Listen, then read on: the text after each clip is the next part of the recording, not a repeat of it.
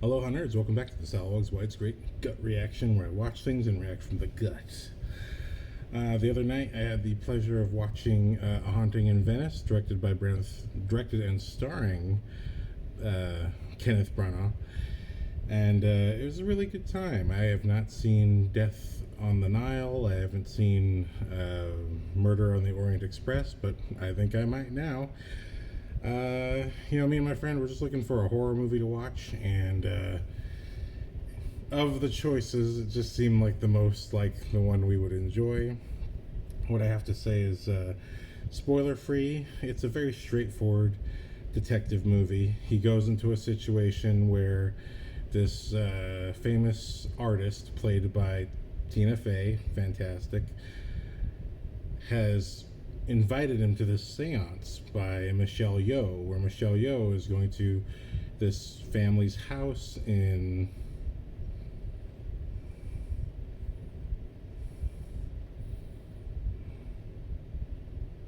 Venice. Wow, I forgot that. So they're in a house in Venice, and Michelle Yeoh is supposed to do this seance, and it's pretty creepy. I think that's probably one of the creepiest scenes in the movie. I think Michelle Yeoh herself has a couple scary moments where she is scary, and I'm like, maybe it's time for you to play a scary character, Michelle Yeoh, like a legitimately scary character. So broaden your actor wings a little bit, because this was like a little taste. Now I want the whole kit and caboodle. I don't know. Anyway, but spoiler free, I just thought very good movie, very good time. It was like a fun horror movie. I was just having a good time being scared, because we also had this whole detective aspect where Kenneth Branagh is walking around as Hercule. I forget his last name. The greatest detective in the world. He's investigating everything and trying to figure out, well, what's the most probable cause of this murder that happened, and then more murders ensue. And so he has to trap everyone inside the house, as he does in these movies, I guess. I remember it from the other trailers as well. And spoiler free, I thought really good time at the theater. If this is still in theaters or in a theater somewhere playing when you see this review, then I absolutely recommend you check it out.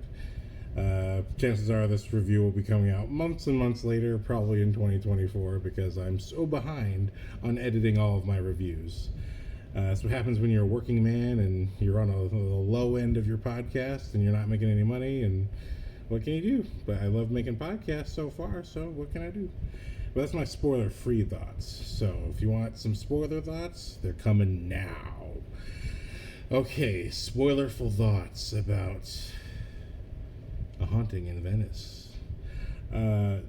Like the first murder is Michelle Yeoh, and it's just like, wow, that is a terrible CGI shadow of Michelle Yeoh. That's just awful. But at the same time, I mean, that's how we see it. We see her death through a shadow, and it could be anybody, so there's a build-up to seeing who died, which is cool. That's very good technique. But wow, just what a terrible CGI shadow. I just thought, well, that's just telling me to just have fun and not worry about it too much. But besides the CGI shadow, I thought, all the scares were very good. I thought all the scares that were in the trailers. And first of all, my first hint that Michelle Yeoh was going to die was the trailer, because I realized that there comes to a point where the seance is over and people are shaken, but Hercule is not convinced. And the only reason I remember his first name being Hercule is because it sounds like Hercules, and he even is called Hercules. So he's given a great name, and I love Hercules: The Legendary Journeys with Kevin Sorbo.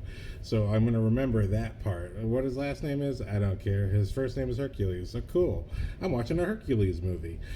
But it's cool watching this detective break down her seance right in the middle of the seance, exposing, I like this very Sherlock Holmes kind of aspect where he exposes Michelle Yeoh's assistants very quickly.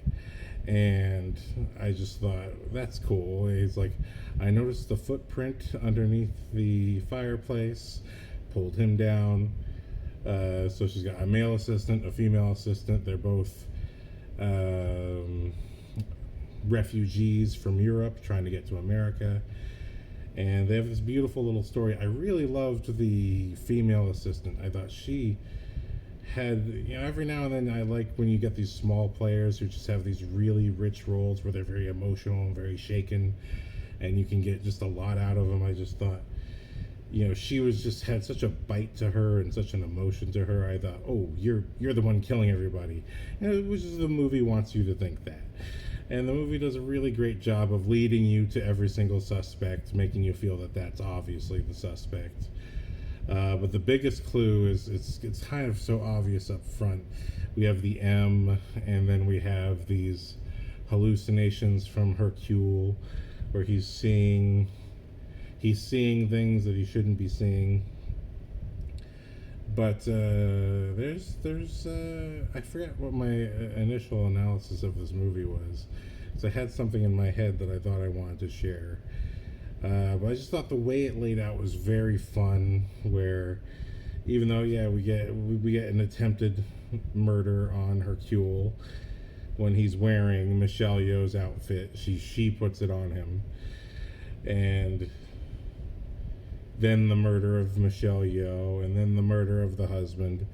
And there's something, the drain is circling around whoever must be the murderer. And I like the reveal that the cop who plays, he was the bad guy in John Wick 2. That was the first thing I liked. I was like, the bad guy from John Wick 2 is Hercule's bodyguard, as he's supposed to be in retirement. And I love this whole notion building up in the movie that he's supposed to be in retirement, and Tina Fey's character is essentially pulling him out of that for the sake of this, to crack this lady's technique. She's certain that this Michelle Yeoh is a crackpot. She just can't prove it. She just is not catching the details that she knows this guy could catch. And so I really like that he just has the natural instinct to come back and to be doing that. And that he's still as sharp as he ever was. Now, is this really legal, any of this? Is there a lawyer who can cover this? Is a legalese guy going to say, well, really, they should have just called the cops or waited for the police or something like that? And yet, if they had, they would most likely all be dead. So there were some pretty obvious reveals, though, when they talk about the garden. There's a rooftop garden that the mom allows to fall apart. And I love the clue that the detective figures out, because he spends his time in that garden trying to figure something out. And he realizes that there's only one plant that's growing in that garden. It's this hallucinogenic flower. That there's the biggest clue that the daughter who had died so many years ago that Michelle Yeoh was supposed to be speaking from, that she had suddenly gone mad in the last 2 weeks before supposedly committing suicide. And one of the biggest clues is that this particular hallucinogen, it makes you sleepy. So if you take too much of it, it can absolutely kill you. And so Hercule is falling asleep throughout this movie, and it's a nighttime movie. The whole movie takes place in one night. And even though it was actually broad daylight when we saw the movie, but even though it was daytime, the whole movie was at night, and we're watching and characters kind of doze off. I was kind of dozing off myself. But I just like the notion of this sort of Sherlock Holmes breaking down a ghost story. And it's mega spoilers, so if you haven't seen the movie yet, please go watch it first, because I promise you it's a good time. It doesn't need to be an Oscar-worthy movie to be considered a good time. It's a good time. At the very end, you see this Hercule has encountered the person who's been killing everybody, and it's the mother, and there's all the clues of the M's everywhere.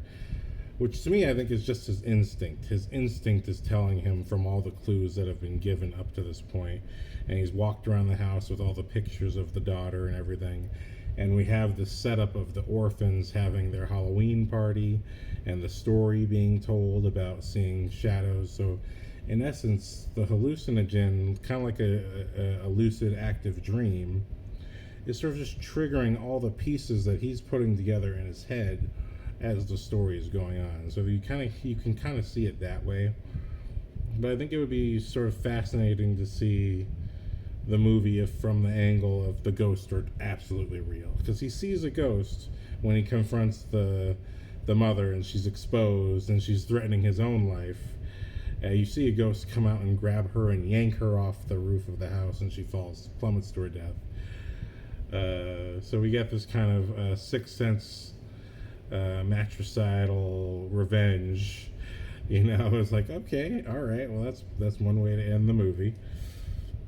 But there's something interesting that sort of builds up throughout the movie, is that it keeps being repeated. You know, everywhere you go, there's death, and this is sort of suggested, I assume, with the previous two movies, that, you know, he was on the Orient Express, someone dies, and blah blah blah. You know, he keeps going to places and being drawn into these sort of detective scenarios where he has to figure out who it is. And the whole notion of, you know, you're in retirement, but you still have all this skill and all this ability. You're wasting away right now. This isn't really you. You know, you're the one who's dead. And so it's a very interesting notion that this goes back to a speech from Kill Bill. What is it that really kills older people? Is it retirement or regrets?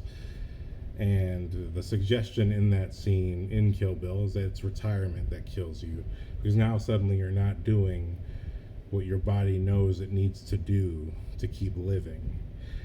And I felt that very much throughout this movie. It was that there was that kind of hidden, you know, this is what I like in movies. To me, if I like a movie, it's because I'm able to detect a hidden layer beneath the fun. It can be fun, but a good film should absolutely have layers to it. And I appreciated this layer of, you know, this notion being suggested very early on from Tina Fey's character that, no, you're the one that's dead and you need to come back to life. You know, this what do they call her? This scam artist, this Michelle Yeoh. And you should know right up front when she shows up at the house, it's like, oh, so much crying and suffering here. Oh, you know, she's just playing so hard to the crowd. And it's like, I think, you know, I feel like in my life I've had some sensitive moments, and I feel like people who are genuinely sensitive are not so overly dramatic. It's very much like the difference between someone who's experienced something horrible versus someone who hasn't. You look at the movie Split, right? The person who's experienced horrible things before, who's experienced trauma before, is calmer in the face of tremendous dramatic situations. Not always, but sometimes. And it's often the people who've never experienced these things before, or who really haven't honed their ability to control themselves or discipline themselves. Those are the ones who are freaking out and trying to come up with every solution because they really don't know what they're doing. And it's the one who has the experience of it who can say, slow down, let's see what's going on before we walk ourselves into a worse situation. Because they know better, because they know from their trauma, they know from their history, they know from their experience. And all of that's hitting me with Kenneth Branagh's character as he's sort of finding that himself. He's remembering what he's really capable of across this movie. And it's him who's coming back to life across this movie. And I like that kind of hidden layer of character development where he is the same person, but his position in life has changed because he's, at least on an official basis, retired. So, but Tina Fey sees through that and says, no, you're still the same person. You just need to get back to doing what you do best. And that this is a waste of your life. I thought that was very powerful and very interesting. and it resonates with me on a personal way because I took a break from filmmaking. I've been a filmmaker for 15 years, but I took this like 4-year hiatus from filmmaking of any kind, and I came back to podcasting as a great way to remind myself of all the stuff I've learned.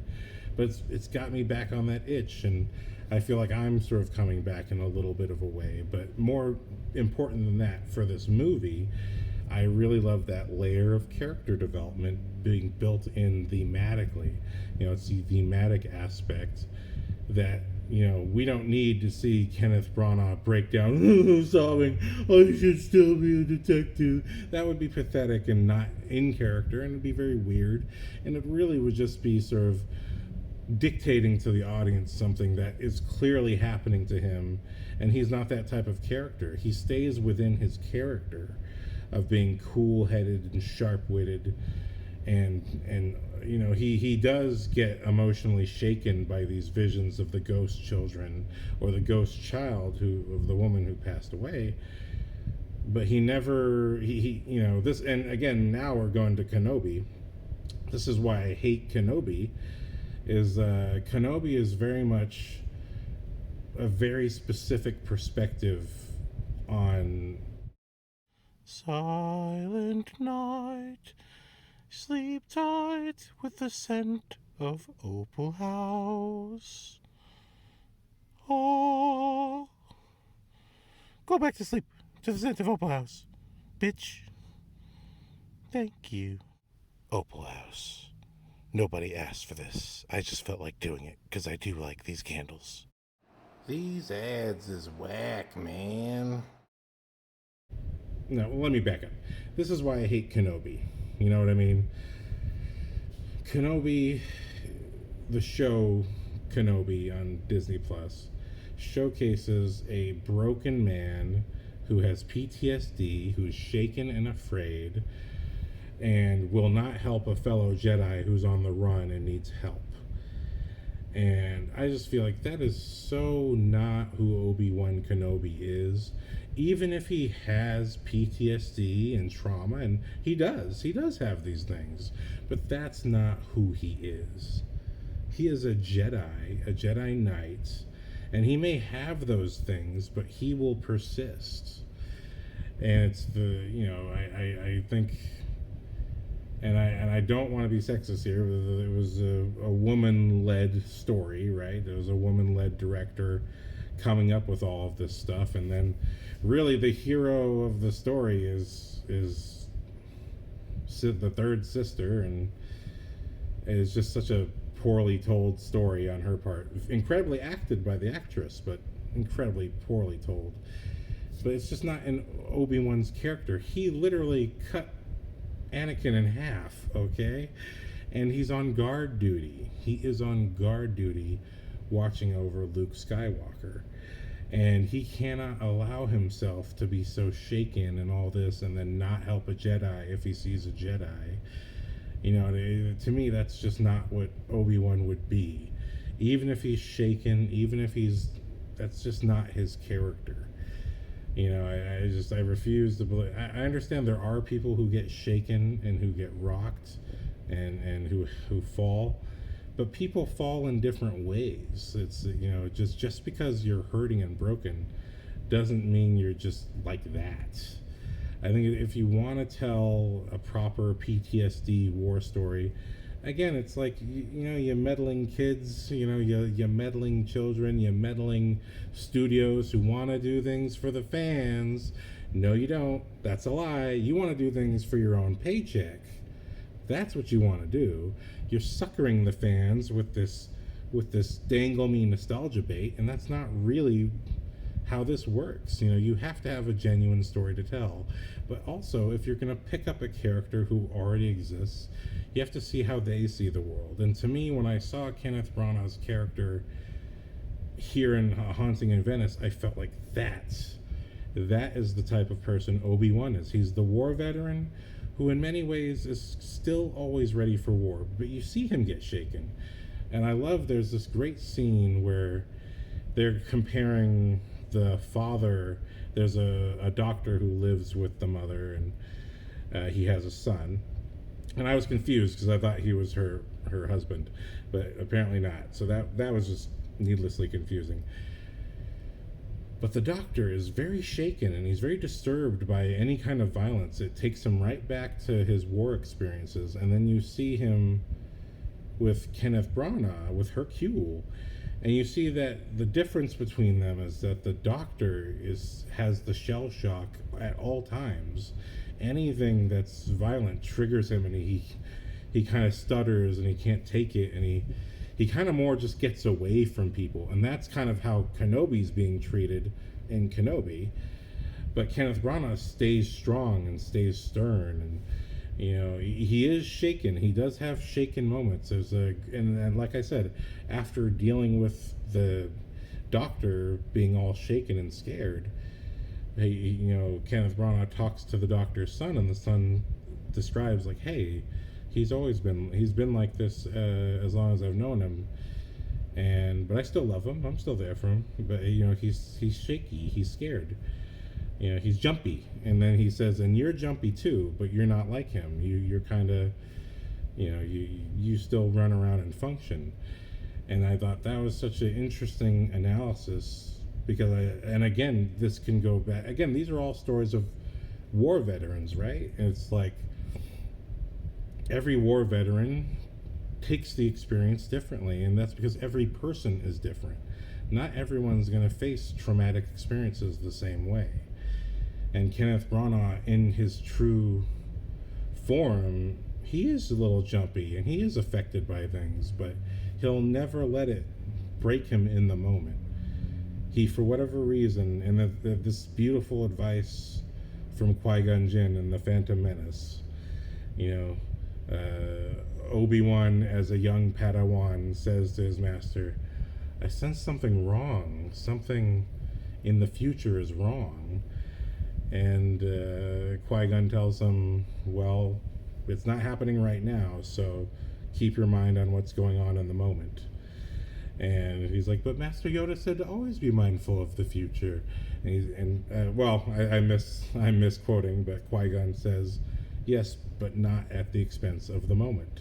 And that calmness, that again, that war veteran-y kind of, I've been through this and I kind of understand how things work.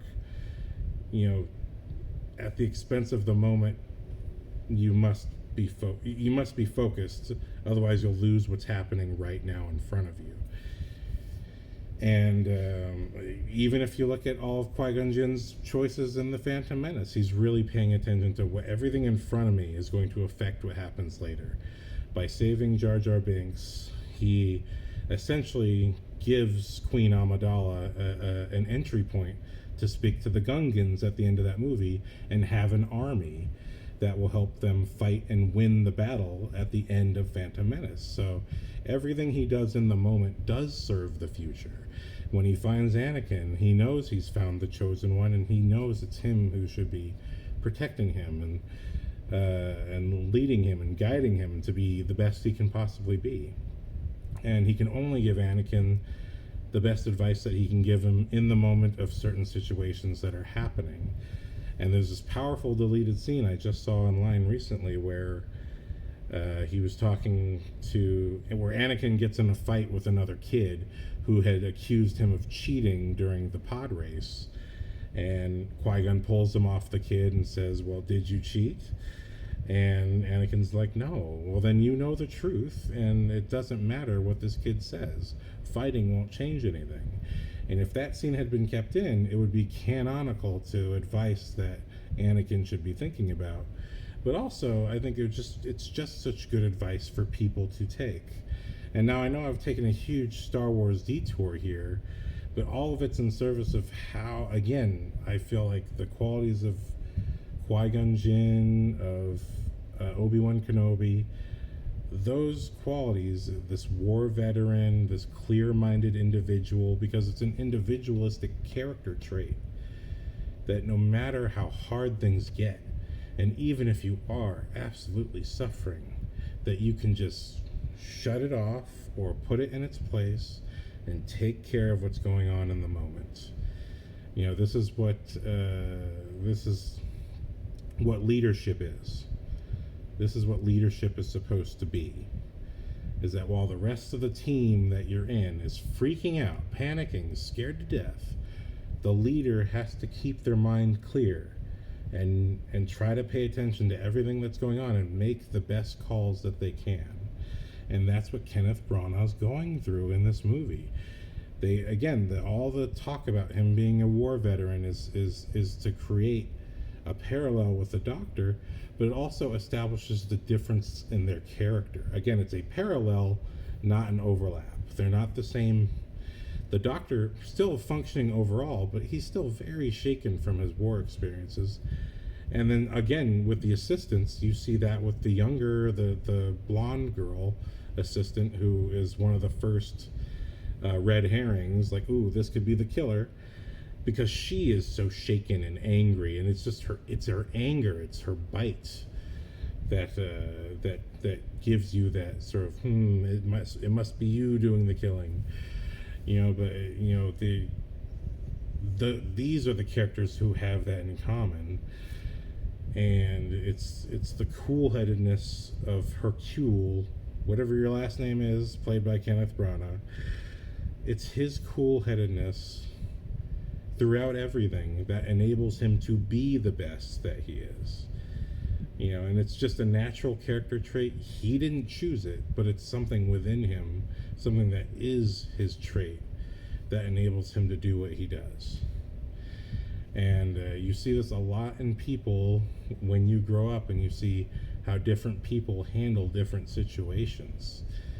When you're in the real world, different, even war veterans aside, the experienced worker at your job, the kid at school who just kind of knows what's up, and it's because they're always just kind of keeping attention to what's going on. And it's always those people that we rely on to get us through the hard times. And you never know what they've been through, but it's always kind of right beneath the surface. And so I really appreciate that there was, for a very just fun, easygoing horror movie, that's what I would call this, I appreciate the attention to character detail and having that emotional depth to Kenneth Branagh's character. Again, and it's, again, he doesn't cry, but that's not the kind of person he is. And that's something I just feel that the Kenobi filmmakers did not understand. It's like, just because you're a war veteran, just because you have PTSD, does not mean that you are that type of person who is so helplessly shaken. Or even if you are going through that, certain traits about you are always going to pull through. And that's your character. This is very much, wait, how do I describe this? Everyone's different, right? Everyone has their own character traits. And that is a key thing to understand about having defined characters. Is that if everyone is emotional and freaking out all the time, then all the characters are essentially the same. So good writing and really knowing your character means recognizing those traits and keeping them present. Now, if Haunting in Venice was designed to break Hercule and make him like that, it would have to be so much more personal. But it's not about his own personal loss, but it's about him reflecting on past losses and realizing he can push through whatever that is, and he can come back and live his life the way he should be living it. So anyway, that's what I had to say. I thought this is a really good movie. Made me think about Star Wars, apparently. And yeah, thank you for watching, and aloha. Boo.